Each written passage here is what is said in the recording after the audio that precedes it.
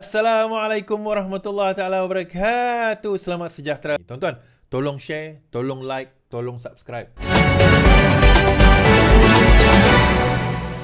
Ya, dia kata hutang harakah kau nak tahu sangat kan? Hutang harakah kau nak sangat. Oh, dia mesti ada penjelasan ni. Okey, kita jawab. Kita baca. PH sindir PAS.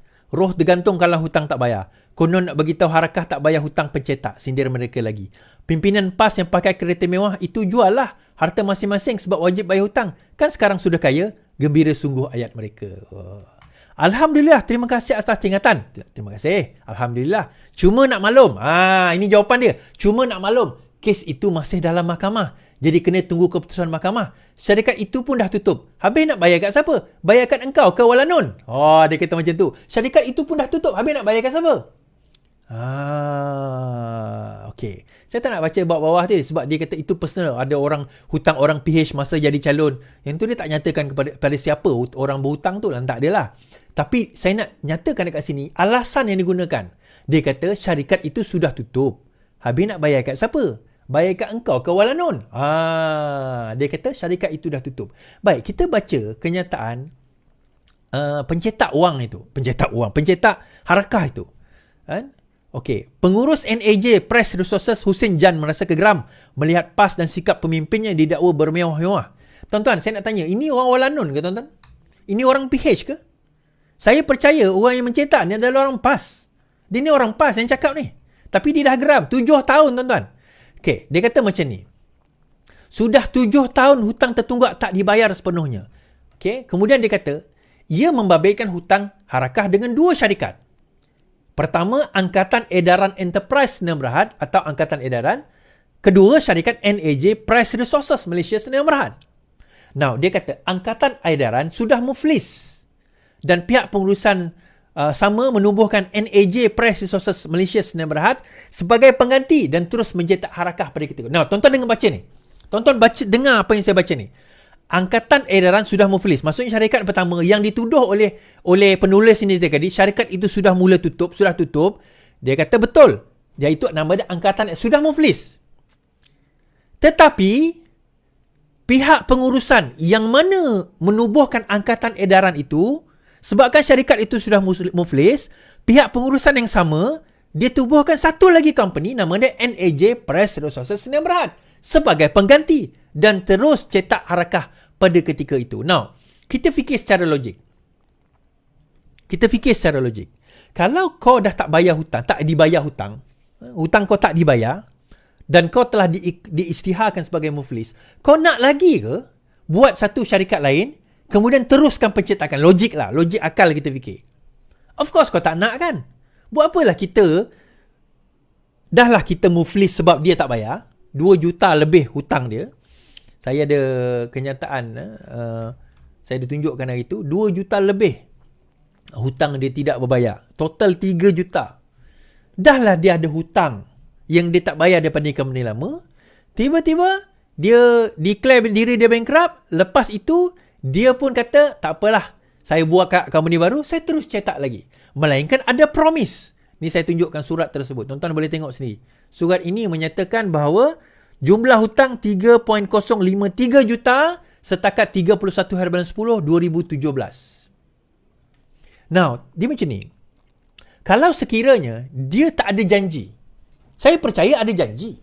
Janji untuk menyelesaikan hutang lama. Cuma mungkin hutang tu, yalah dia dah muflis, mungkin ada janji kata tak apalah kamu buka syarikat baru, mungkin.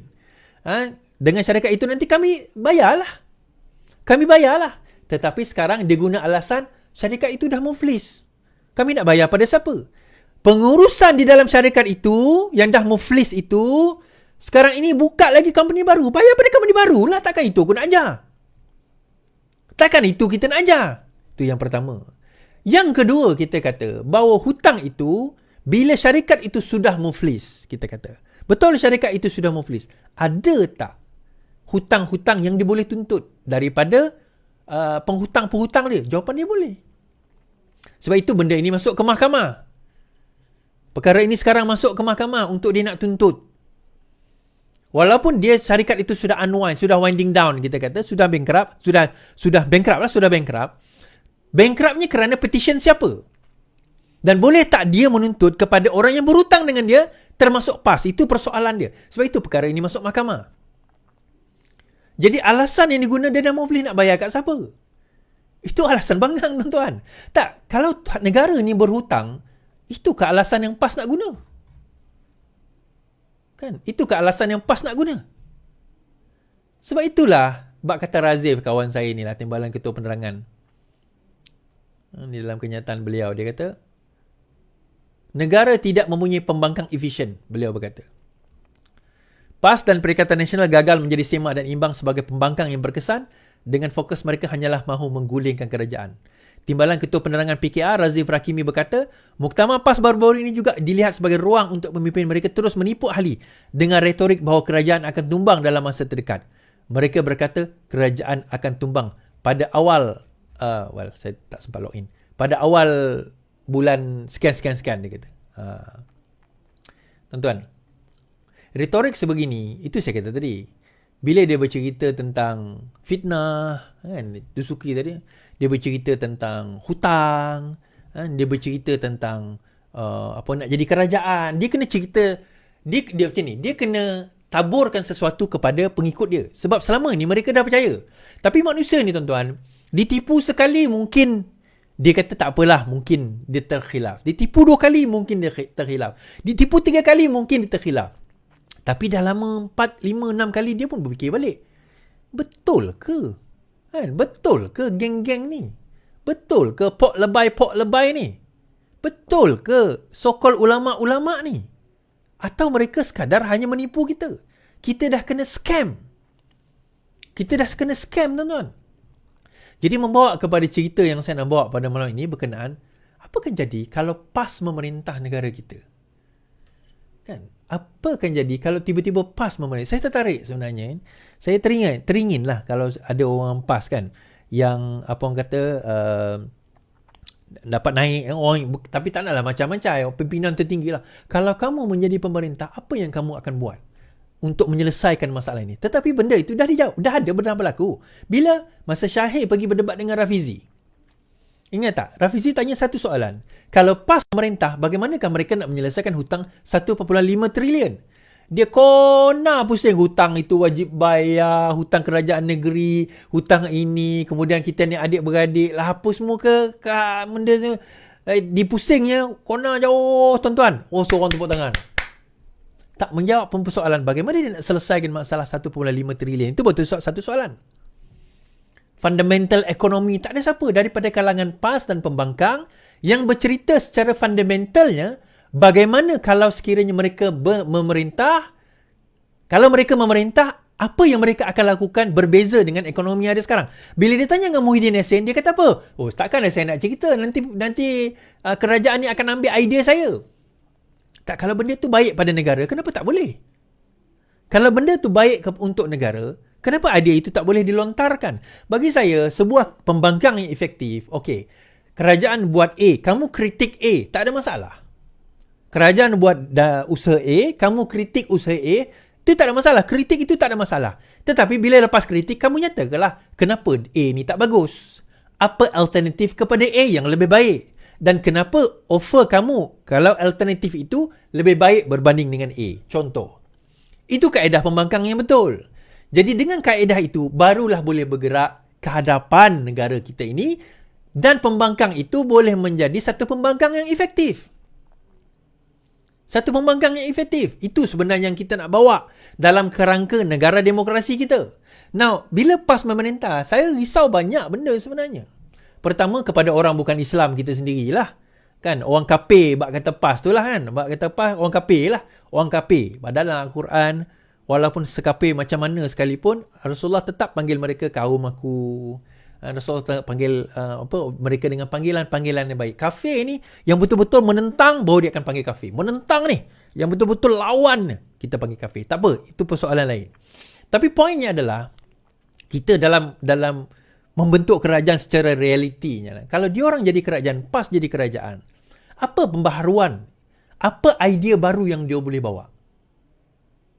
Apa benda? Apa gagasan? Kita tolak tepi Muhyiddin Yassin dan Bersatu, kita cerita PAS saja dahulu. Siapa yang boleh ke hadapan dan nak menceritakan tentang memajukan negara dan memajukan ekonomi kita? Tuan-tuan, 4 negeri PAS, negeri mana boleh dijadikan contoh? 4 negeri PAS, Kelantan, Terengganu, Kedah, Perlis. 4 negeri ni, negeri mana boleh dijadikan contoh negeri yang maju setelah PAS memerintah? Okeylah, Perlis baru PAS memerintah. Kita tolak tepi Perlis. Kedah, Kelantan, Terengganu, negeri mana tuan-tuan?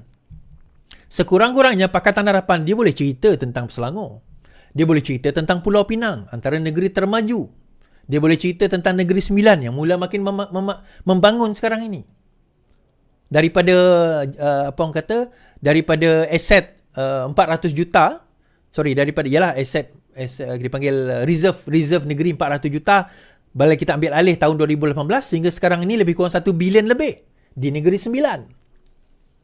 3 negeri ini, Kelantan, Terengganu, Kedah, negeri mana yang boleh dijadikan contoh ekonomi yang boleh dipegang sekiranya PAS memerintah? Bersatu lagilah ke laut.